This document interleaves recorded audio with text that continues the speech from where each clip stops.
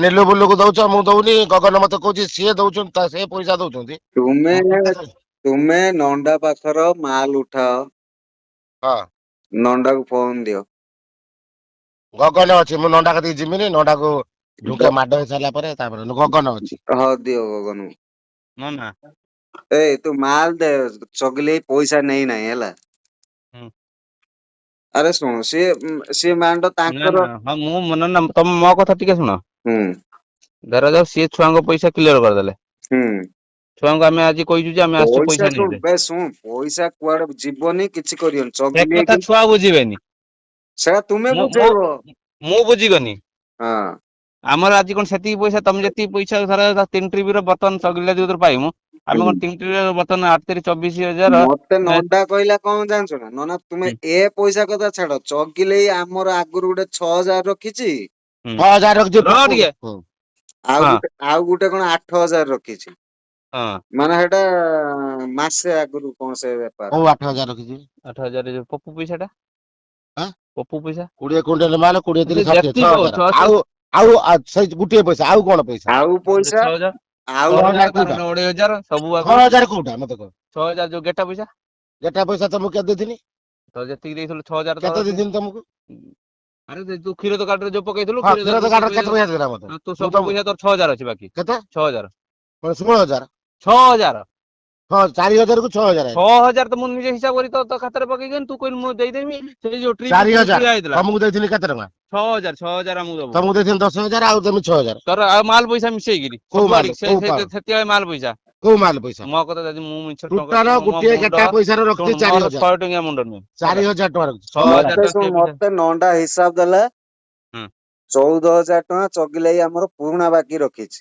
ସେ ରଖିଥାଏ ଆଗ ପଇସା ଛାଡି ଦିଅ ନନା ହୁଁ ସେ 14,000 ସେଇ 14,000 ଦବୁ ଏ ପଇସା କଥା ଆମେ ଜାଣିଛୁ ତୁମେ ଦେଇନ ବୋଲି ତାକୁ ହୁଁ ତୁମେ ଆମେ ଯିମୁ ଆମେ ନେଇ ଆସିବୁ ମାଲ ପଇସା ଆମେ ଜାଣିଛୁ ଆମେ ପାଇଯିବୁ ତୁମେ ଦେଲେ ହେଲା। ହୁଁ ମୁଁ ତାକୁ କହିଦେଇଛି ମୁଁ ଚଗିଲେଇକି ମୁଁ ପଇସା ଦେଇନାହିଁ। ହୁଁ କହିଲା ସେ 14,000 ଟା ମୁଁ କାହିଁକି ଦବୁନି। ପପୁ ଗାଡି ବା ମୁଁ ଛିଡା କରିଦେଇଛି ଏଠି ହାଇ ପପୁ ଗାଡି ଆମେ ସେଥିରେ କଣ ପାଇବୁ ସମସ୍ତେ ଏଠି ବାଦଲ ଭାଇ ପଇସା ବାଦଲ ଭାଇ ତମ କତିରେ ବସିଥିଲା ଟୁକୁନା ଭାଇ ବାଦଲ ଭାଇ କହିଲା ନା ପପୁ ପଇସା ଟା ମୁଁ ମାନି ରହୁଛି ମୁଁ ଫୋନ ଦେନି ନଣ୍ଡା କହିଲା ଯୋଉ ଗାଡି ଛାଡିଦେ ସିଆଡେ ଟୁକୁନା ଭାଇ ତମର ମୋର ବାବୁଲ ଭାଇ ବସିଥିଲି ହଉ ତୁମେ ମାଲ ଉଠାଅ ସେ ତମେ ମାଲ କଥା କିଛି ଇଏ ହୁଏ ନା ମାଲ ଉଠାଅ। ଏ ନଣ୍ଡା ପାଖକୁ ମାଲ ଗାଡି ପୁରାଅ ସେ ଗଗନ ପାଖକୁ ଗାଡି ପୁରାଅ ତମେ ମାଲ ପଇସା ଟା ମୁଁ ତାଙ୍କୁ ବୁଝି ଦେବି ହେଲା। ଭାଇ ଆଉ ଡାକିକି କଥା ହଉନା ଆଜି ରାତିରେ କ୍ଲିୟର କରିଦବା। ନା ନା ଆଜି ନୁହେଁ ଆଜି ସେ ବ୍ୟସ୍ତ ଅଛି ମତେ ଆସିକି ଦେଖା କରି ପଳେଇଲା ତ ହଉ ରହିଲା କଥା ପାଇଁ କାଲି କି ଆଜି ସେ ଟିକେ ଥଣ୍ଡା ତ ସେ ଯାଇକି ଟିକେ ବୁଢା ସାର ଆଜି ମୋ କଥାଟା କହୁ ହଁ ବୁଢା ଟିକେ ଟ୍ରକ୍ ନବୁ ବୁଢା ଡରି ଯାଇଛି ନା ହଁ ସେ ମତେ ନେଇକି ଯିବ ରାତିରେ ତାନେ ଆଜି ହଁ ସେ ଆଜି ଯାଇ କଥା ହଉ ତା ରାତିରେ ଘରେ କଥା ହବ ନା ହଁ ହଁ କଥା ହେଇ କାଲି ଜଣେଇବ ମତେ ହେଲା କାଲି କରିବା କ୍ଲିୟର ହଁ ସେଇ ଗୋଟିଏ ଲୋକର କରିମି ଆଉ ଭାଇ ମୁଁ କାହା ଦାୟିତ୍ୱ ନେବିନି ମୋର ସେଇ ପିର ଆଉ କାହାର ନୁହେଁ ହେଲା ହଉ ହ୍ୟାଲୋ ହୁଁ ବୁଢା କାନରେ କଥା ପଡିଗଲାଣି ହେଲା ଡାକିକି ଆଜି କଥା ହେଇଛନ୍ତି। ହୁଁ ଆଉ ଯିଏ କଲା ଫେରେ ମତେ କହିବନି ଆରେ ସିଏ ଧରିବ ତାକୁ